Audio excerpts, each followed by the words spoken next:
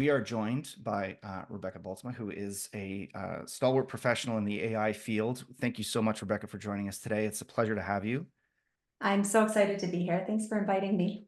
Amazing. So my own place in this is I am an instructor at York University in the expanded sort of teaching digital marketing, and AI is permeating obviously into that mix very thoroughly. And I have a background in digital marketing, so now I'm kind of veering into this space. So that's kind of a little bit of the breakdown on who the heck I am. And Stephen, how about you introduce yourself, sir? Rebecca, thanks for joining us. I'm really excited to have. We've built a pretty decent library of videos already. I'm really pleased about it. Let me a little bit about me. I met Liz actually at U of T. I have more than 20 years in the agency world, and on the brand side, I worked for Cineplex for a while. Even back, I worked for Nortel. So mostly agency world, New York and Toronto.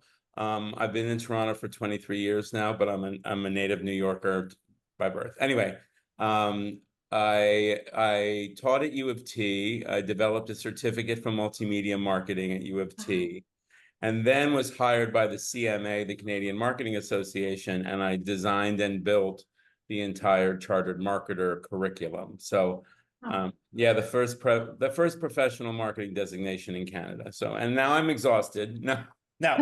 I'm exhausted just hearing about it, honestly. Yeah, I just got back from New York yesterday, so oh, great, wonderful. It's a great time of year to be in New York, right? Oh, yeah. Anyway, so leading to how I got here, after I left the CMA is when really November, when ChatGPT came out, and I was immediately obsessed.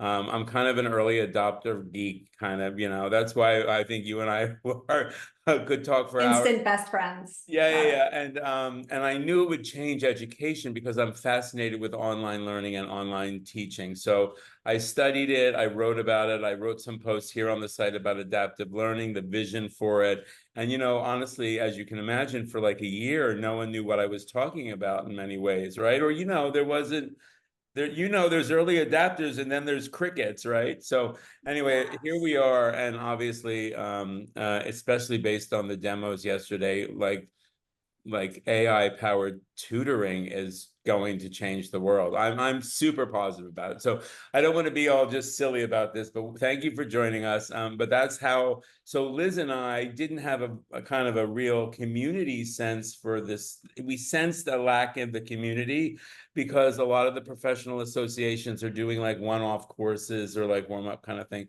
And that's not really a community. So Liz and I started this at the end of January. We're at like 430 members now.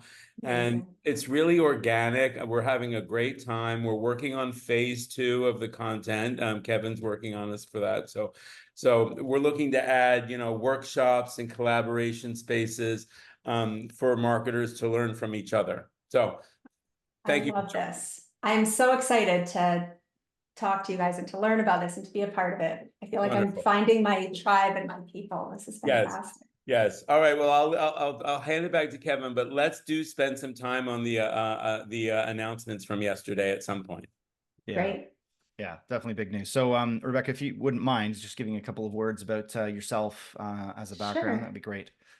Sure. So my name is Rebeccaa Bultsma. I live in Alberta, Canada. I work in K-12 education communications, which under that umbrella has a lot of PR and marketing elements and digital graphic design elements, engagement, all different types of things. I'm actually on the national board in Canada for all communicators in education, public education in Canada. And so I get to work closely with communications, public relations, marketing professionals from across Canada and organizing our national conference, which is in Calgary this fall right now. So, and honestly, very, very similar story to Stephen, right? That's how we, yes. Yeah. Okay, just double checking. I just came across it, and when people ask me, I don't even know how to explain it, except for it just hit my palate perfectly. Right. I am a productivity junkie anyway. Like every time there was a planner or an app or a system, like I was doing it, I was buying it. I'm all about streamlining and making things as effective as possible.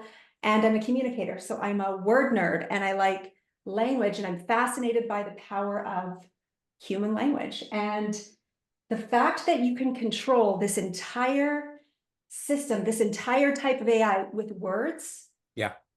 Fascinating to me. Mhm. And as a communicator, I immediately saw that this was something that either we could be pushed out of or really, really good at. And so I looked around everywhere, like LinkedIn, Twitter, like who's using this? Who can tell me about this? Where are the thought leaders? And I couldn't find anyone. And so I just started playing with it and posting about it and playing with it and posting about it and talking about it every chance I get. I told my network about it. I presented at a little regional conference, and, just it kind of grew from there because I think I'm so passionate that every person in the world needs to know about this and understand it, especially communicators. Yeah. And so I'm kind of on this mission to help people understand it. And I found this gap between like the computer science people and then like regular people, and them trying to explain it to regular people wasn't Yep. landing, it wasn't connecting. And I felt like I needed to be some sort of a bridge to be like, or a translator to be like, okay, well, here's what this means for the normal person. Mhm. And I worked in fitness for a long time. And I remember people coming to me and saying, just tell me what to eat, just tell me exactly what to do, and I will do it. And I think about that a lot because people like they care about how machine learning works, maybe, but really they just want to know, show me specific ways I can use this to make my life easier. Mhm. And so I try and come up with those and share them so that people can see the practical applications. Yeah. And I'm finding that's what people are asking for the most right now. Yeah, it's fascinating because even though it's such a low, in quotes, barrier to entry as far as the user interface and getting lower all the time, there's still this kind of insurmountable hurdle for people to surpass that needs someone to demystify and kind of take them by the hand and say, no, you can do this. You essentially just have to type in a prompt, or now obviously say some words and start interfacing with the technology. It's become a very accessible thing. So on that note, since you've kind of gotten into this mix and since you started talking to people and really assuming that role of a trainer and an educator in this space, what kind of changes do you think you've seen, progressions in kind of the PR space or maybe even the education space since you've been on this journey? I think quite a few. It's been interesting. Like, I can't think of any other time or place in the universe where we would be at the very, very beginning of something and be able to watch it from inception, kind of spread and diffuse, and watch the adoption process like this. Mm-hmm. And so obviously, like at the very beginning, people were very wary and hesitant of it. The media coverage portrayed it a certain way. And I was actually talking to a friend of mine about this, who's a professor, just the images that they use when they talk about AI in news segments and things like that kind of are a little scary. And kids even would notice and say, I don't like AI. That's kind of that idea, how it's portrayed.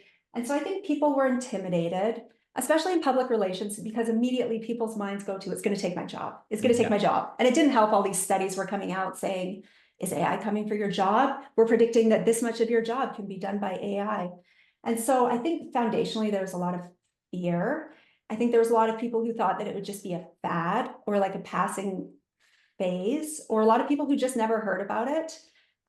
In education specifically, I like to give credit to education because they are the oldest, most storied traditional institution in the history of the world. AKA, like, they don't love change. They haven't had to change in a really long time. And so this scale of change is terrifying for people in every sector, but in education the most, because suddenly we can't measure knowledge and levels of understanding by words anymore. We just can't. It used to be the quality of the words you used indicated how smart you were. The number of words you used indicated how much effort you put into something. All these indicators, which have completely gone out the window now. We can't use that anymore. And that's all we've ever used. And so it's going to require this total paradigm shift that is very overwhelming for everybody. And I'm grateful that I started learning about AI at the inception process when there was like one platform and one this, because I think if I were to dive in now, it would be so overwhelming because there's all of these different things going on and regulations and this new platform and everything has AI in it. And what does that mean? And do AI detectors work? Do they not work? And this confusing narrative going on in the world and on Mm. social media. I think to answer your question though, what I'm noticing is that there's a lot of fear and uncertainty that I'm noticing with people, but the people who are experimenting and diving in with it are finding what we already know is there, which is productivity gains, which is an increase in how much you love your job because you're able to find ways to do the parts you like the least faster so that you can focus more on the things that you love about what you do. And often those are human-centered, which then is making us, especially in communications, more effective in our role, Mhm. I think. So I think that we're just seeing like a scale up. I like to think about accountants when they used to have to crunch numbers on a calculator. There's a whole calculator analogy, but a step later than that are those calculators that had the paper rolling out the end. And suddenly there was spreadsheets that could add Mhm. 1,000 numbers at once. And we didn't lose accountants. They scaled up and they Right. could do more and they could think bigger. And I think the people who are dipping their toe in are realizing that a little bit. We're seeing it in Coca-Cola and these brands that are starting to use it and really able to scale up and lean into it. And I think we'll see more of that.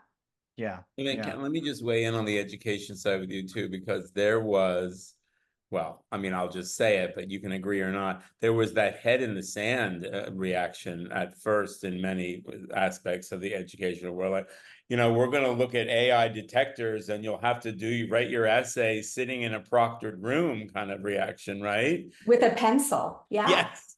And I mean, I think that still exists to a degree, but even like you said, even a year made a huge difference. Like suddenly the AI and education stuff exploded on LinkedIn, and there were organizations. There's a big one in New York named Amanda Bickersford or something. But there's all these bubbling up of people, kind of early adopters, going, wait a minute, because I have two things I like to say all the time is like, we are living through the revenge of the liberal arts major, right? I don't know. Yes. I don't know why I like that so much, but it's the communication side of it, right?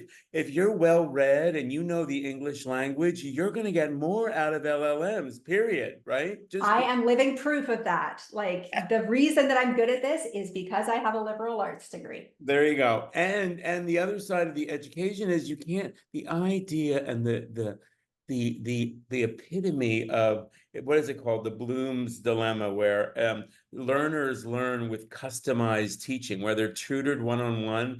The perception of learning goes right through the roof. Like, and here we are, we live in a world where education is not set up that way, but suddenly we have these tools now. So anyway.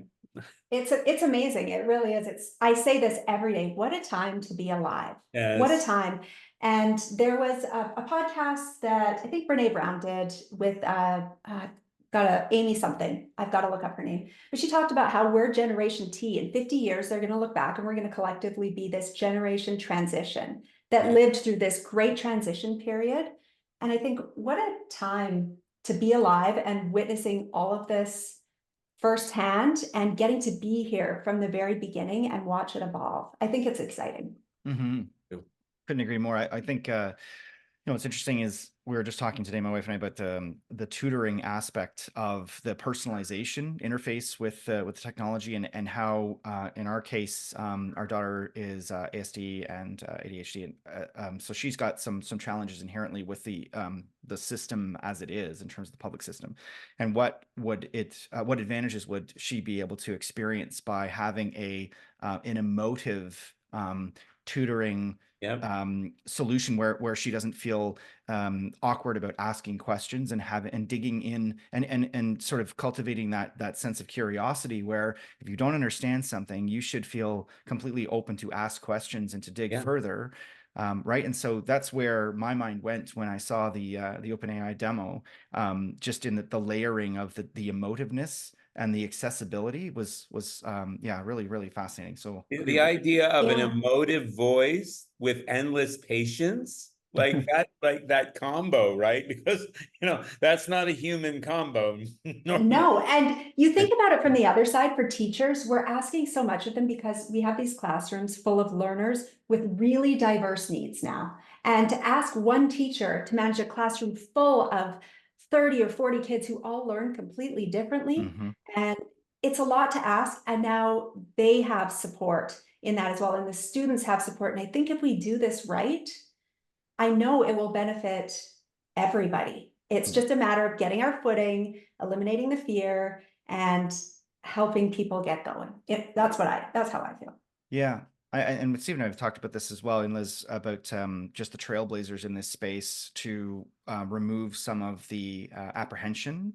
And the more minds we have in the mix that are driving forward positive reinforcement and initiatives that leverage for a positive outcome, inherently kind of dispel the fear, perhaps, that a lot of people that are on the fence may have about jumping into the space. That's my number one goal, honestly. Like, just have people walk away from a conversation with me or whatever, feeling like, oh, I feel like I can do this now. Like, I feel empowered to give this a shot, and I feel like I can do this. Like, this Yeah. isn't going to be as scary as I thought. Yeah. And So- really, I'm sorry, it's up to us to create the governance as in our individual industries and things. Like, let's be fair. We can't expect our government or our leaders, political leaders. I mean, I don't mean to be political We'll here, be waiting forever. People Well- like districts are waiting for, right? declaration from on high on how to use this, and it is not coming. Like, No. it's not on the radar yet with elections and the cycles and the way politics work. Yeah. It's going to have to be organic. It's going to have to be a co-creation process. We're making it up as we go, which is basically adulthood summed up, but now it's on a more widespread scale and it's more out in the open because, like, we've never been anywhere like this where every single person in every single industry is having to figure this out at the same time and make up the rules as we go along, which means you could be making up a rule, I could be making up a rule. It's the ultimate kind of co-creation process in society right now. We've never seen anything like it. Yeah. Yeah. Interestingly enough, it's you have to sort of deprogram yourself and thinking what it replaces. And a very wise person once told me I need to be working myself out of a job. And at the time, I didn't understand what that comment meant. But it really essentially enhance your skill set so that you can be working beyond your current capacity. And because of AI essentially furthers all of those abilities, and you say productivity enhanced exceptionally. So now you're thinking of what can I accomplish rather than what will be replaced. And I think it's really just making sure that people understand fundamentally that this is, it's not a threat, or at least if we don't think of it like a threat, then we can move further faster. I think in communications, it's an opportunity. I think we always talk all the time about how people who work in comms and PR and marketing are really undervalued in their organizations. But suddenly, if we're the ones with the most knowledge and we have experience working with stakeholders and understanding them and engagement processes and language, suddenly we're positioned to make ourselves even more valuable to our organizations. And this is a huge opportunity. So in your space, where are you finding people are asking the most questions so far? Is it, are people mainly concerned about getting in on the ground level, or are they concerned about, privacy? What are the things people are talking about the most in when you've been conducting your talks? I talked to a few different kinds of groups. So when I talk to like leaders in the K-12 education space, like superintendent conferences and things, a lot of them are really prioritizing, like, how do I build policies and procedures around this? Like, where do I start? How do we govern this? So that's kind of top of mind. And what does leadership look like in the age of AI? Teachers just want to know, it depends on the level they're at. So K-12 education teachers, like elementary teachers, are like, do we even like really need to know about this? Or how can I use this on the back end as a teacher to help me with my prep and to help with my workload, but use it ethically? Like, what do I need to know about? And then they're also like, well, how are students using this? And how do we have to change what we do depending on how students are using this? Mhm. And then there's big questions around, do we need to be teaching students how to use this before we even know what's going on? Should students be using this? Is it going to make them too overly reliant? What's going to have to change? And then just in the comms PR space, a lot of worry about, will this take my job? How can I use this? A lot of questions around disclosure. Okay, like I'm using this. At what point do I need to disclose? How do I use this ethically? How do I disclose? Where's the line? Like, Mhm. what's the difference between I brainstormed with you, Kevin, and then wrote something, and I'm not citing that, but I brainstormed with an AI, or how does that tie into like whoever wrote all of Obama's speeches that were amazing and Mhm. that are attributed to him, right? Like there's all of these gray areas around attribution and disclosure and ethical use, I think is an underlying, what do I need to be aware of? And then what are the best tools and what are the best ways to use this? That's Mhm. kind of the big pot of questions I get all the time. Yeah, and so it's a fascinating thread in terms of what the barriers are not. I'm sorry, what the limits are in terms of disclosure. And does that seem to vary industry to industry, or do you think that there would be a commonality in reference to I leveraged AI to create my summary point form for writing an article? Do I need to disclose that? Or I had it write a couple of paragraphs because I hit terrible writer's block and I needed it to finish some sentences. I mean, does it vary for every industry or? Yeah, there's no really established rules. Of course, like MLA and Chicago Style and AP have come up with citation guidelines for your use of AI, but for me, it's still super gray. Mm. When I build my PowerPoints and I build my workshops and stuff, I use AI as a thought partner the entire time in lots of Mhm. different ways. I'll say, act as this group, look at this presentation and ask me the questions you have. What else should I include? Like I use it in lots of different ways.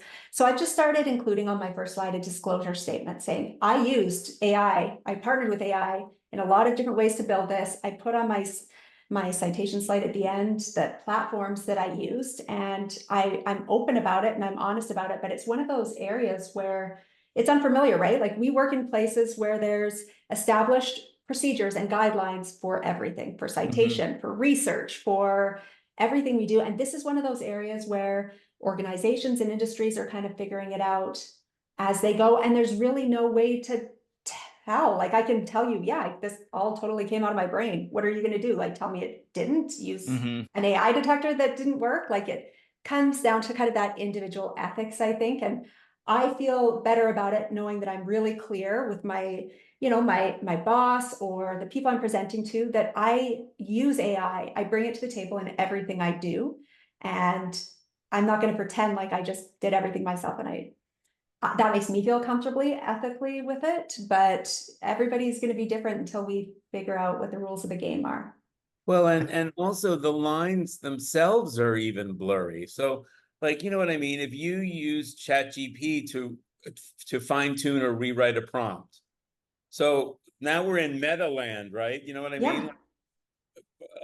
I mean, it's my idea, but the prompt came back, and now can you help me with these prompts? So, Or if I I use a prompt that you wrote or a GPT Mhm. yes, that you built, yes, it's yes. gray.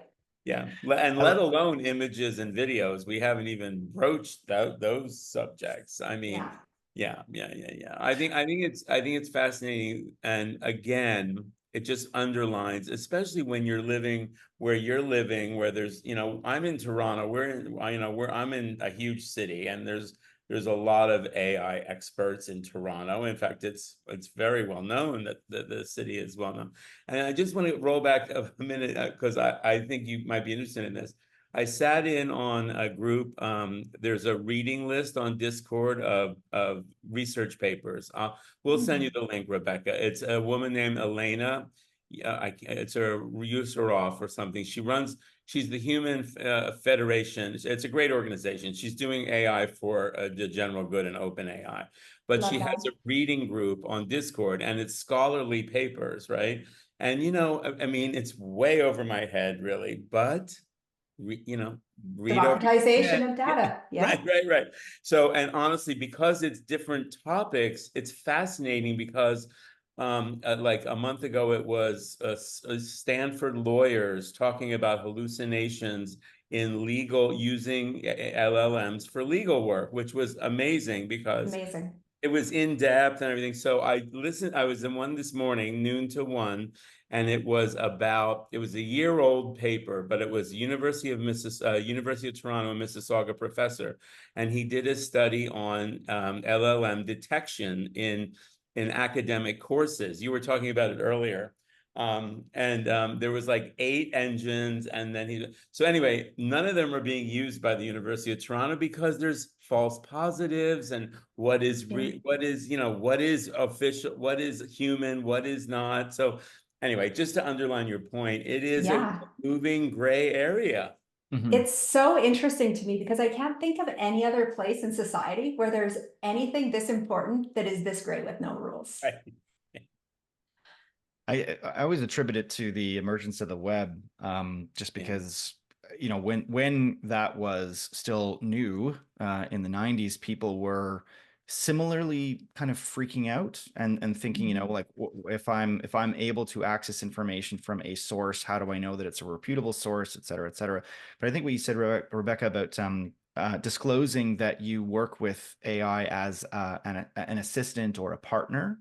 I like that terminology because it at least clarifies that it's sort of a kind of a blank slate of, yes, I utilize this as a tool because that's what it is, and that's how it's being leveraged to assist me with my work. But make no mistake, there's a lot of thought process and a lot of effort and a lot of time that you have put into any of your be it your seminars, be it you know, articles, etc. So you're still very much in the mix there. Absolutely. I feel like I spend more time when I use AI because it allows me to dive deeper, and I want to dive deeper, and I want to look at it from every angle. So it ends up taking me longer, but I enjoy the process more. Yeah. Well, also it sheds light on areas that you might not have explored yourself. 100%.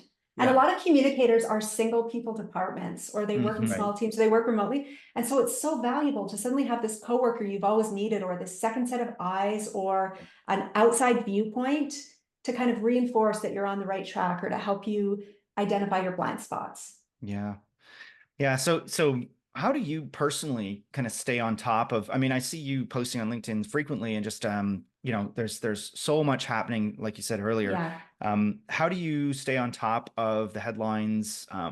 You know, what's your process to try to keep tabs on it when you're flying all over the States? Well, I'm super interested in it, and that helps. I really like the idea of habit stacking, right? So just every morning when I wake up, I have a certain list of podcasts that I listen to while I'm getting ready for work or while I'm working out. And so I really like, there's one that's Marketing AI podcast. It's actually the AI podcast. It's by a guy named Paul Reitzer. And it's excellent. I listen to that one religiously, and it's really industry specific in a lot of ways. And he's just brilliantly smart, and it helps me keep my finger on the pulse. And then I have a handful of daily ones I listen to. The Neuron has a podcast now and a daily newsletter that I read every day. I've had to weed through my newsletters because it gets really overwhelming, and just kind of prioritize a few. Another one is the AI breakdown, which is really good. And then I have key people that I follow on my platforms. Like, I am the world's biggest Ethan Mollick fan. If I could get an Ethan Mollick t-shirt, I would wear it everywhere I go. He's a professor at the Wharton School of Business, and he is brilliant in this space from day one. He has a book that he just released that is excellent called Co-Intelligence, and he's just really on the cutting edge of the space, especially in education. Andrew Bruce Smith, who is a PR professional from Scotland, who is fantastic, and just like a handful of really knowledgeable people. And I try to just commit that every day I'm going to spend 3 hours learning and reading what comes out, staying on top of it. And then when I write about it, you guys know this because you're in comms too, it helps me better understand it. So that's kind of the backdoor purpose of me writing posts or writing on LinkedIn, because it helps me process and digest it, distill what's important, and then hopefully help other people dip their foot in who might not have the capacity right now. Everybody's so busy, right? To try and learn an entire new industry and skill is it's a lot and it's overwhelming, and I get it, but just like one daily newsletter or that book by Ethan Mollick, The Co-Intelligent, it's a really good primer, basic. He's amazing. And you Oh. you listed a few people that I read, of course, now religiously too. But I also, when it depends on the audience, but I also encourage, especially marketers who are in digital marketing anyway, is like take some of the Google micro certification courses. Like what, what was the real breakthrough in LLMs? How did, the decoder, encoder, the where they take vectorization of long sentences, like, there is a point where click, you're going to kind of get it, and it's going to take it might make you more enthusiastic and less anxious about the technology. The best book I've ever read is called Genius Makers by Cade Metz, and he's a New York Times reporter, and he wrote this book, and it's basically the story of AI. And it came out before like ChatGPT, the model we all know and love.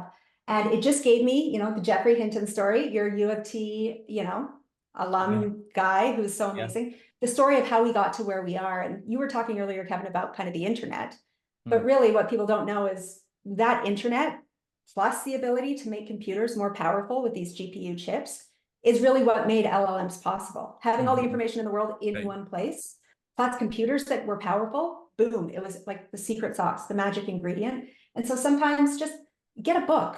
That's the book that got me hooked. The story of AlphaGo was so fascinating to me that just pick something, read a book, and start to dabble in your work. I started looking and saying, I wonder if AI can help me with this, with everything. Everything I did, I would just add an extra step and try it out. And I think there's no way to know. There's no master rule book of what works and what doesn't. What works for you, Kevin, or what you need it for might be totally different than what Stephen uses it for, what I use it for.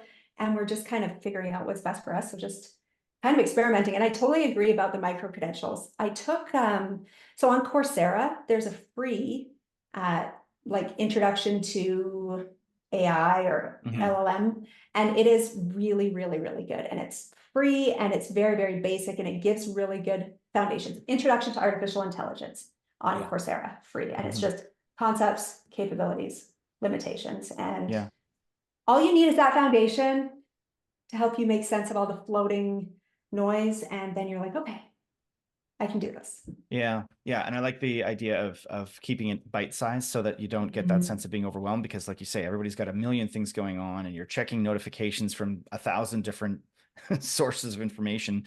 So just assigning some time to, it's great having a couple of resources to focus that attention on.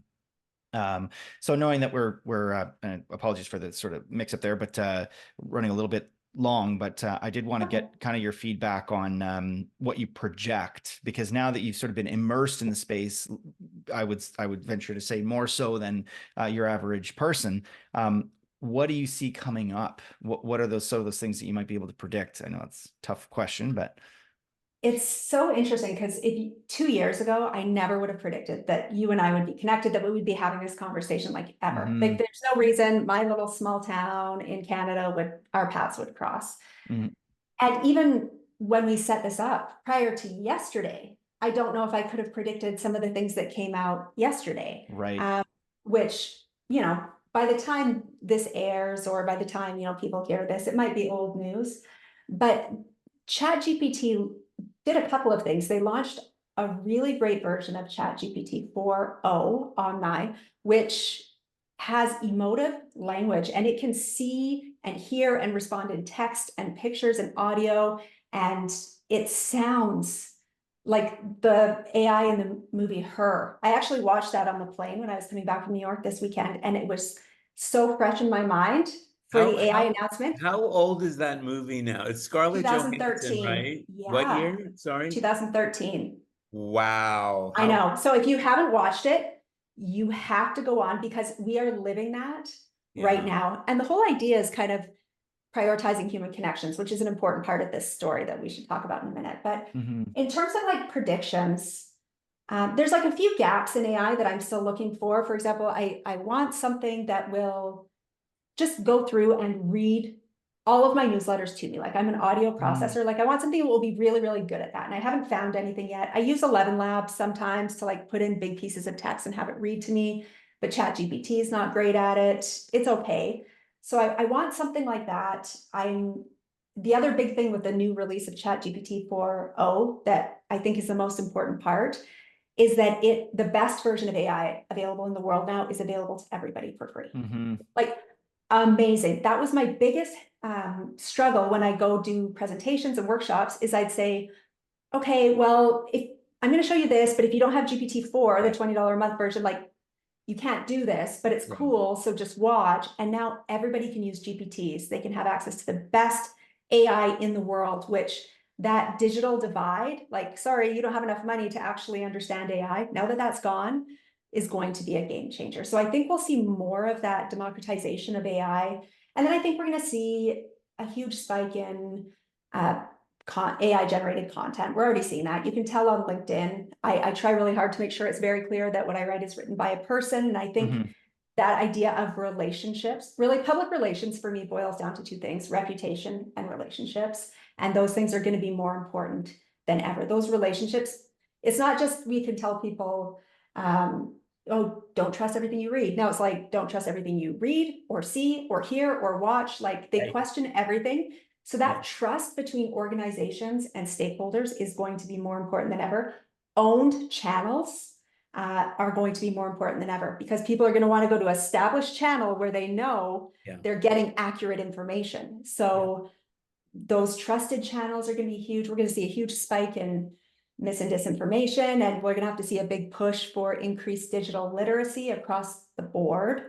I hope there's more of a demand for accountability and laws that will help people make sense of this.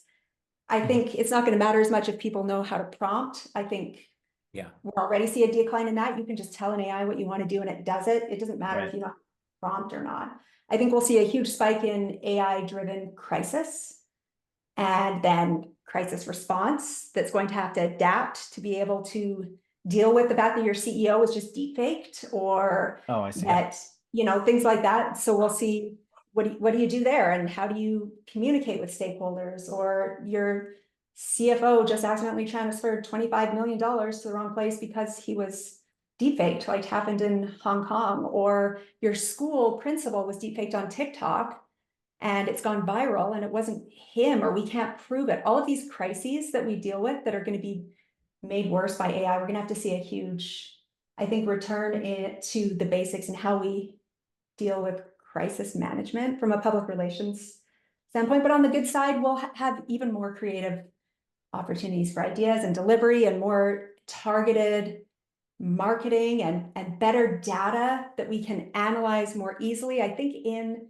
marketing and PR, we haven't always had access to the data that we need because we weren't the data people, right? We'd have to send it off, have somebody analyze the data for us, then make sense of it. Now we can do that ourselves and understand it better, which means then we can use it better. So I think that will help in our roles as well. I could talk for hours. Those are a few of the big themes that I think we're going to keep seeing things that get better and better. And I love the idea of Google's Gemini. They had some announcements today, but the idea that we're getting these personal AIs. So for example, Gemini can interact with my entire Google workspace, and I can say, find everywhere in my Google workspace where I mention Kevin.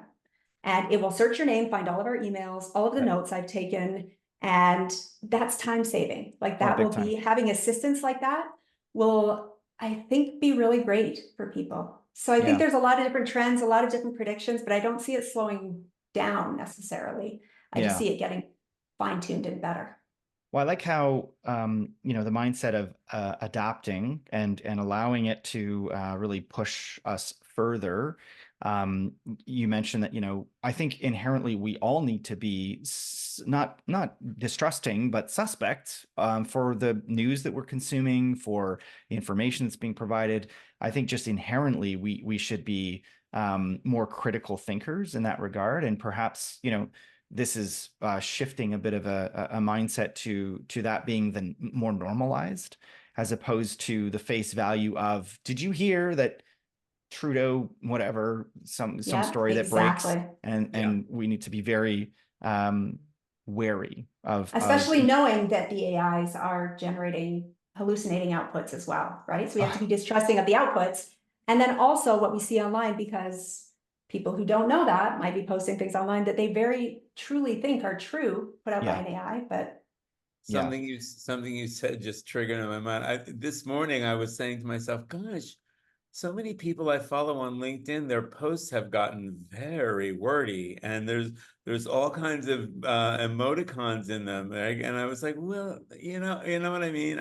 I love it, Rebecca, because really, if we flip everything, this does put the human community on not notice, but it levels us up to be actually we should be driving the AI engagement. Not people view it as the other way around, like we're going to be subservient to this technology. I don't view it that way at all.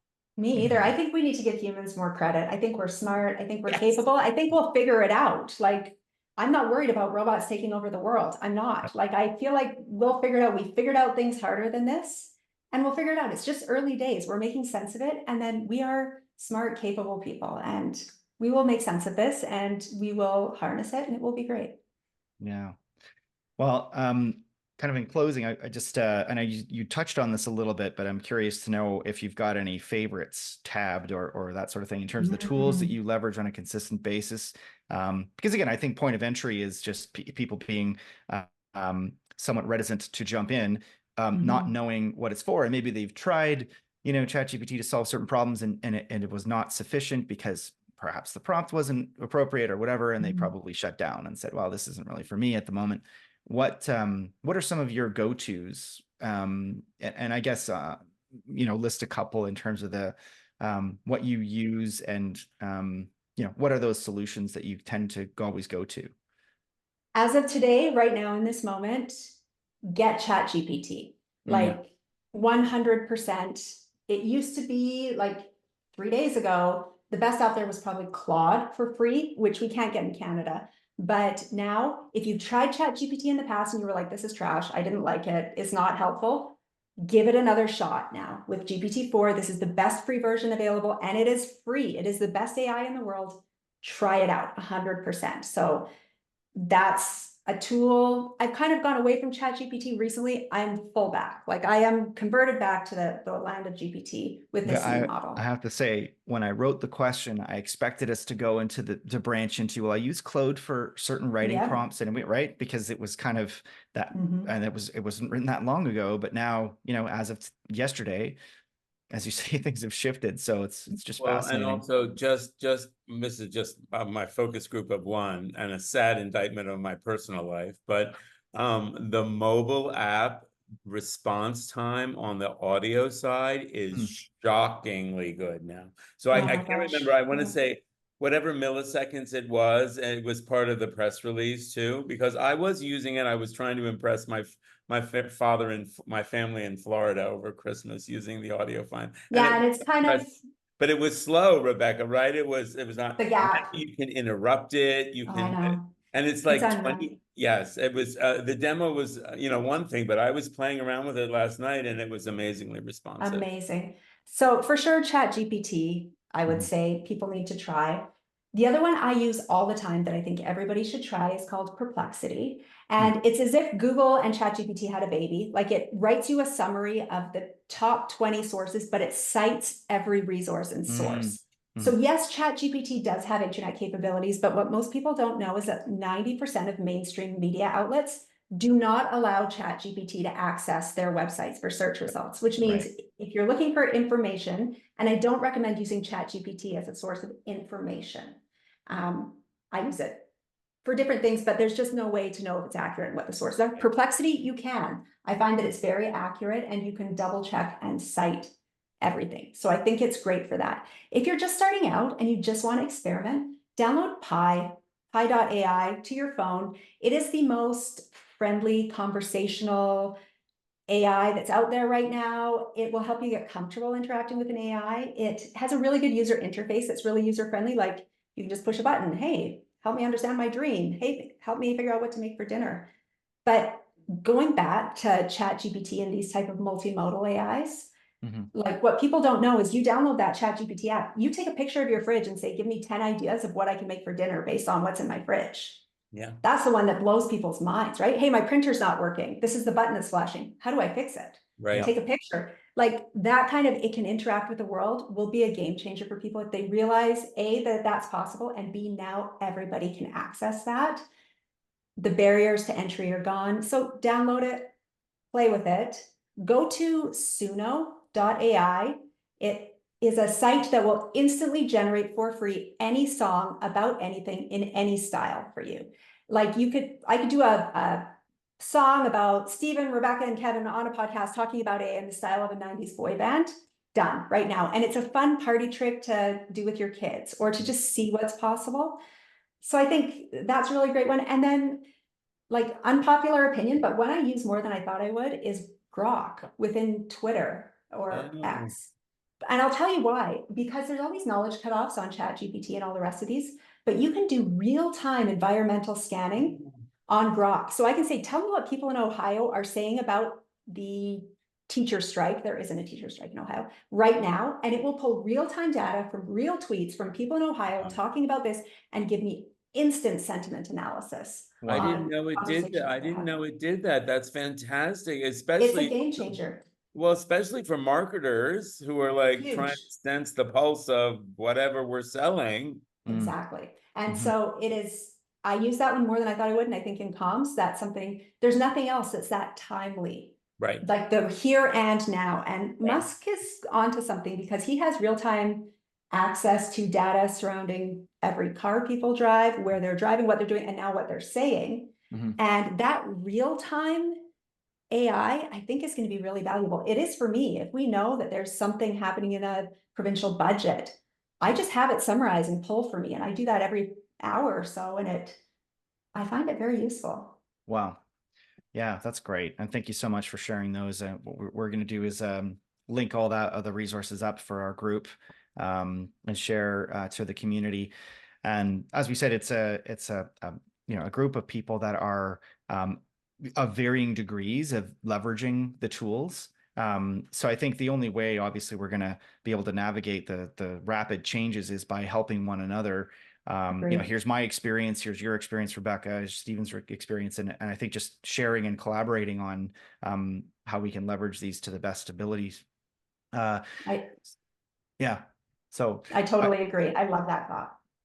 So what would be great if you're open to it is maybe doing a regroup in a few weeks and just kind of seeing where things have gone. And I'm sure at that point, things will have progressed exponentially in all the different spaces, and you'll have spoken to a whole bunch of new people and gained new insights, and same over here. But I wanted to say thank you so much, Rebecca, for taking the time to talk to us today. It's been, eye-opening, and we really appreciate your input and your insight. Stephen, do you have any closing thoughts, questions? I'll just say thanks again, Rebecca. And also we are working on the next phase of content for the community. And because we have a lot of educators and professors and instructors and curriculum development folks, I'm going to do roundtables with instructors kind of along the way. I mean, we are going to develop some sort of course workshop things, but there are so many great fundamental stuff already, and things are changing so fast. We actually have a more community view on this as things evolve so quickly. So we'd love to have you back and do a roundtable with some instructors and educators, especially as things develop. All right. I love being connected with this community. So wonderful. Thanks so much.